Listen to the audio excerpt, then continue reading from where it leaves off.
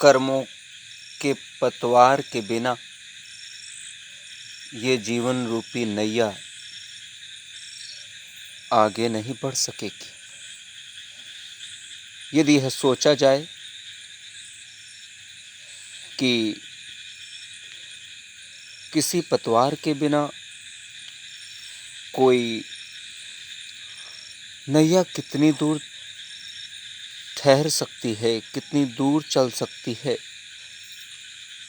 कब तक उसका अस्तित्व रह सकता है, ये बड़े सवाल हैं। और निश्चित ही बिना पतवार की नैया का कुछ भी भविष्य नहीं होता। जिस नैया में पतवार नहीं है, उस नैया के बारे में क्या सोचा जाए, उसकी आगे की यात्रा के बारे में क्या सोचा जाए, क्या विचार किया जाए, कुछ नहीं समझ आता। उसका भविष्य तो केवल और केवल अंधकारमय ही दिखता है। न जाने कब एक हल्का सा तूफानी हवा का झोंका उस नैया को डगमगाकर डुबो दे, इसका कुछ भी पता नहीं।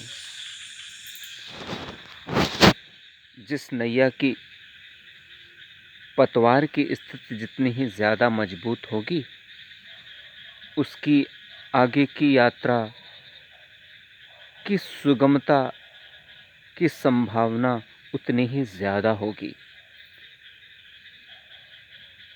यदि पतवार कमज़ोर है तो उस नैया की यात्रा के बारे में कुछ भी कहना मुश्किल है, कुछ भी सोचना मुश्किल है। ठीक इसी प्रकार मनुष्य जन्म मिलने के साथ साथ हमारा यह कर्तव्य बन जाता है कि हम अपने कर्म रूपी पतवार को एकत्रित करें, तैयार करें, मजबूत करें, उसकी मजबूती पर ध्यान देकर उस पतवार की देख-रेख करें और अपनी जीवन रूपी नैया की आगे की यात्रा को सुगमता से आगे बढ़ने के लिए एक वातावरण तैयार करें। ठीक यही रूपरेखा हम सबके जीवन की है। यही रूपरेखा हम सबकी जीवन रूपी नैया की है। जो जन सत्कर्मों, सद्गुणों, सद्राहों, सदचरित्रों, सकारात्मकताओं के माध्यम से अपने जीवन की नैया की पतवार तैयार करते हैं, उनकी जीवन नैया के आगे की यात्रा का रूप अद्भुत हो जाता है, अद्वितीय हो जाता है और वे सुगमता से अपने आगे की यात्रा को तय कर पाते हैं। यह समझना जरूरी है, ये परखना जरूरी है, ये जानना जरूरी है कि हम आखिर क्या कर रहे हैं, किस प्रकार के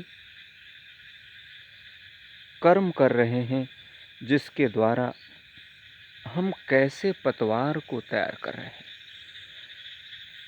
अनेकों बार ऐसा होता है, हम भ्रमित होते हैं, हम इस बात की जांच नहीं कर पाते, परख नहीं कर पाते कि हमारे कर्मों में, हमारे क्रियाकलापों में, हमारी गतिविधियों में संशोधन की आवश्यकता है।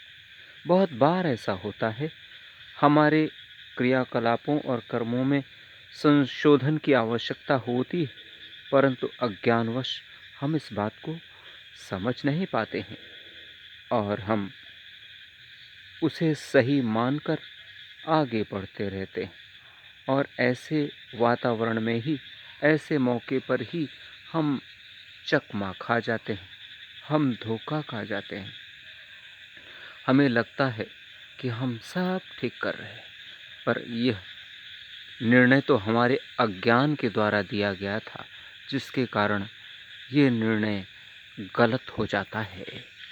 और गलत निर्णय लेने के कारण हम अपने आप को संतुलित, समन्वित और संशोधित करने की कोशिश ही नहीं करते और हम अज्ञान के वशीभूत होकर दिन रात उसे सही मानकर करते रहते हैं और इस प्रकार खुद को और ज़्यादा विकट और जटिल परिस्थिति में उलझाते चले जाते हैं।